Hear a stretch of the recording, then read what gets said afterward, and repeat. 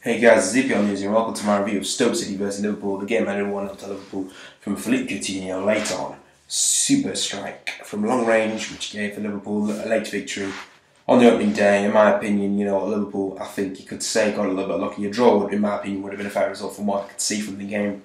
I really think a draw would have been good, but you know what, it's spectacular from Coutinho, and he's very well known for his long range goals from last season and this season, obviously. I didn't think that was one of his best strikes. I thought it was sensational where the ball was dipping, and to be honest, I honestly think the goalkeeper should have done more. He was wrong. He was wrong-footed, to be honest. He was wrong-footed, and Liverpool really should have done a little bit more. Butland should have done a little bit more than he did anyway. But the match was really lacklustre until the 4th minute toward the end. Former Liverpool man Glen Johnson could have put his side in front in the first half, but skewed his shot over the bar from 12 years out, which was disappointing for him. Charlie Adams' long-range free kick almost sneaked into the back post, but was pushed away by Simon Mignolet, and Juve, to be honest, missed a bit of a sitter when he sort of went for that. So the two sides met last season. Obviously, famously, Liverpool lost 6-1. It meant Mark Hughes' side ended the campaign 54 points, the highest total last season. So I thought I'd just split this up into 3 parts. Again, I'd talk a bit about Liverpool, a bit about Stoke, and then the man of the match at the end. You're probably guessing the man of the match is already, to be honest. Actually, maybe not, but anyway. Let's go into it. Most of Benteke's touches, I think I'll probably highlight Christian Benteke, to be honest. I'll talk about him a bit. Christian Benteke touched the ball just 5 times in the penalty area and will need to improve on it as he faces competition from substitute Roberto Firmino, who ran off the last 15 minutes, Danny Ings, Daniel Sturridge, places when they're coming back from injuries next month. So really Benteke needs to sort himself out, right? That's pathetic. 5 touches in the penalty area. That is absolutely dreadful. He needs to sort that out. He needs to get the ball to his feet more often. Liverpool need to do that. It's not just him. They need better service into Christian Benteke to make use of it, because they've signed an absolutely wonderful striker. They need to use Christian Benteke more, and that's just as simple as it is. I really think that he needs to show Liverpool what justify £30 million. I know he's not a £30 million player. You've got to compare him to something like a £20 to £15 million player. He's not a £30 million player. So I think it's unfair to compare him to that, but he needs to do better than 5 touches. That's just not good enough. So obviously, despite last season's embarrassing result, Liverpool owners backed Ben and Rodgers. So what was different this time around? It was victorious this time around. Liverpool have worked very hard to gel together their attacking players. So I feel like Benteke was linking quite well. Firmino looked quality when he came on, taking players on. Coutinho, I thought, was the driving force. He was the difference today for Liverpool. He drove that team over, and you know what? He's a game changer. And he's going to have an absolutely fantastic season.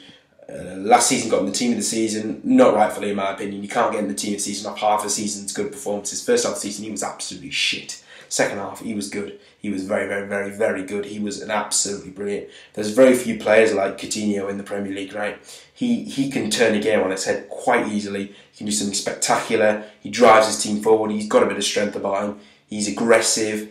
He's tenacious. He is everything that is good in a footballer, in my opinion. There's nothing better than passion. There's nothing better than aggression. There's absolutely nothing better than that. And he, honestly, words cannot describe how good he is for Liverpool. He is absolutely brilliant. He is, without doubt, Liverpool's star player, and he is going to, if he keeps playing like he did today, he's going to register 20 goals this season easily. Honestly, I have such high expectations for him, to be honest, this season.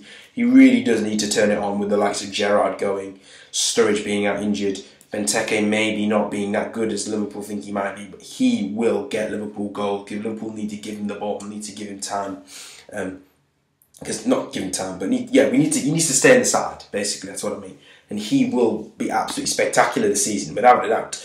Anyway, going on to Stoke City, basically, I thought I'd talk about Afellay, because I thought I'd talk about Afellay here, because I thought he was pretty good, to be honest. He came from a free transfer from Barcelona, looked very exciting, got the crowd on his feet, neat footwork, and he was obviously applauded because he's come from Barcelona. Basically, that's all he was applauded for, really. But he did play well for Barcelona as a youth player, but to be honest, his attacking prowess definitely gave Stoke City a lot in the final third. Juve had a lot of chances in that game.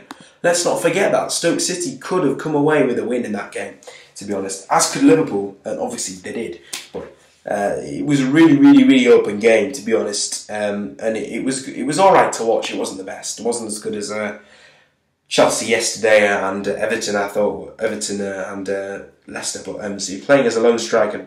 Benteke really just didn't do enough. Endured a poor depth. He was isolated impressively by Stoke City, who really did do well. Reds only put 6 crosses in for him to feed off. I mean, you signed Christian Benteke. You can honestly say what you want, but he is good at heading the ball. He is good on the ground, I'm not going to lie, but Liverpool need to take advantage of that, and you can say what you want, but Liverpool don't cross the ball. They simply do not cross the ball. I didn't watch the game one time and see Christian Benteke's aerial threat. I didn't see him do anything in that game, really. He had one little chance, but it got blocked, in my opinion, and he really did not do enough for me. He's a 13, if you compare him to a 13 million pound, I know that you can't, but if you are, then a 30 million pound player should be able to turn that game on its head, and Coutinho did that, and he was brilliant for Liverpool today. I can't say any more. Obviously, Liverpool fullbacks, Klein and Gomez, both impressed, and on loan Van Ginkel and Milner all played well, scrapped it out midfield. They all looked good in possession, and I thought it was good, but James Milner, I think, really could have got sent off in that game for a horrendous challenge on Charlie Adam. Not like he can talk, he puts in some absolutely stupid challenges himself as well, but it really was a bad one, and Milner was lucky to be on the pitch, in my opinion, towards the end of the game. Obviously, man of the match, I can only give it to one man, and that's Jordan Henderson. He was absolutely magnificent in that game. He was brilliant. He was so assured in possession, gave away the ball very few times and made the most passes in the game. He looks like he's going to slot perfectly in to replace Steven Gerrard. Obviously, he's never going to be anywhere near the player Steven Gerrard was, but I think he will be able to replace him in terms of what Steven Gerrard did in the last season, which was not very much. I think Henderson can easily equal that. Anyway, it's been opinions here. Thank you very much. Obviously, wait, let me just confirm. He won't be able to do exactly what Gerrard did last season in terms of other things, but on the pitch, just on the pitch performances, I think he can do that. He's got leadership, but obviously off the pitch, he's nothing like Gerrard is with his terms of his leadership experience, etc. That came out wrong. Anyway, thank you very much for watching, guys. Please like, comment, subscribe.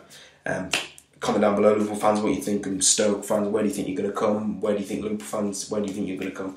I honestly don't think Liverpool are going to get in the top 4. I can't see Arsenal, Man City, Chelsea, or Manchester United are the top 4. But comment down below if you disagree. Thank you very much for watching.